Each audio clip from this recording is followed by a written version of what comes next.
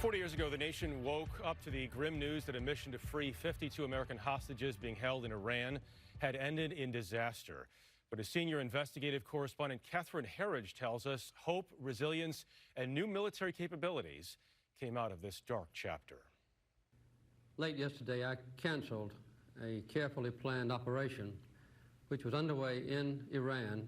On April 25, 1980, President Jimmy Carter delivered the sobering news. Equipment failure in the rescue helicopters made it necessary to end the mission. 2 of our American aircraft collided on the ground following a refueling operation, but to my deep regret, 8 of the crewmen of the 2 aircraft which collided were killed.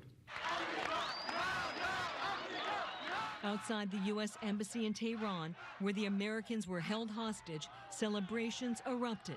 There was a lot of movement outside the embassy. There were gunshots going off. Former hostage Catherine Kobe was held 444 days. How did you learn about the rescue attempt? There were 2 things that happened. First of all, we got a letter from a student. That was not unusual. School children wrote to us a lot. She starts off, "Dear Catherine, how are you? My name is Jennifer Wilcox. I'm sorry the rescue attempt failed. I hope they try again."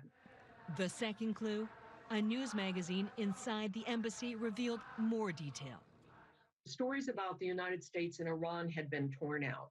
The letters to the editor were still there, and the letters to the editor talked about people who had died trying to rescue us. These were the heroes who paved the way for those of us of the kind of the modern era in special operations.